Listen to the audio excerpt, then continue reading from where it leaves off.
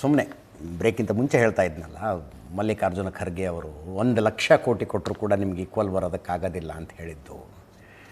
ನೆನೆಸ್ಕೋಬೇಕು ಆ ಭಾಗವನ್ನು ಆಳ್ವಿಕೆ ಮಾಡಿದವರು. ನಾನು ಹಿಂದೊಂದು ಸಲ ಹೇಳಿದ್ದೆ, ಹಳೆ ಮೈಸೂರು ಹಿಂಗೆ ಯಾಕಿದೆ ಅಂದರೆ ಇಲ್ಲಿ ದೂರದೃಷ್ಟಿಯನ್ನು ಇಟ್ಕೊಂಡಿದ್ದ ಅಭಿವೃದ್ಧಿ ಪರವಾಗಿದ್ದ ಒಡೆಯರ ಆಳದರು ಇದನ್ನು. ಮೈಸೂರಿನ ಮಹಾರಾಜರ ಆಳಿದ್ರು. ಅವುಗಳನ್ನು ಹೈದರಾಬಾದ್ ನಿಜಾಮ ಆಳದ ಆ ಭಾಗಗಳನ್ನು.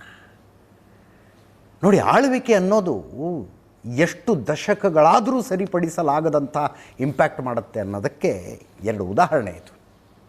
ಸುಮ್ಮನೆ ಒಂದು ನಂಬರ್ ನಿಮ್ಮ ಡೈಜೆಷನ್ಗಿರಲಿ ಅಂತ ಹೇಳ್ತೀನಿ. ಪರ್ ಕ್ಯಾಪಿಟಾ ಇನ್ಕಮ್ ನೋಡ್ತಾ ಇದ್ದೆ ನಾನು, ಜಿಲ್ಲಾವಾರು. ಗೂಗಲ್ ಮಾಡಿದರೆ ನಿಮಗೂ ಸಿಗುತ್ತೆ.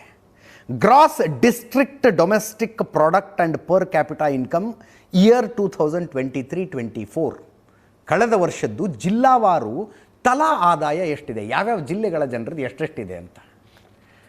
ಕಟ್ಟ ಕಡೆಯದಾಗಿ ಬರೋದು ಕಲಬುರಗಿ, ಲಾಸ್ಟ್ ಕಲಬುರಗಿ ಇರೋದು. ಎಷ್ಟು ಪರ್ ಕ್ಯಾಪಿಟಾ ಇನ್ಕಮ್ಮಲ್ಲಿ? 1,39,361 ರೂಪಾಯಿ.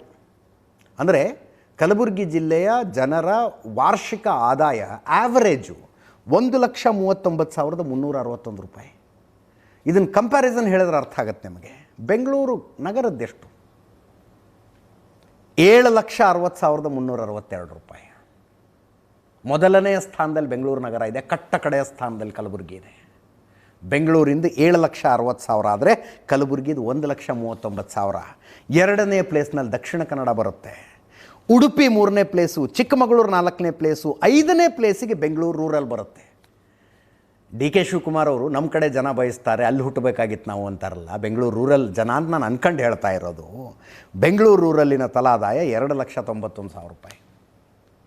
ಕಲಬುರಗಿಯದು 1,39,000 ರೂಪಾಯಿ. That is the difference.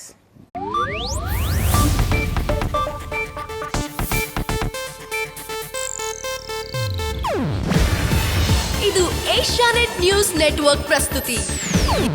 ನೀವು ನೋಡ್ತಿದ್ದೀರಾ ಏಷ್ಯಾನೆಟ್ ಸುವರ್ಣ ನ್ಯೂಸ್.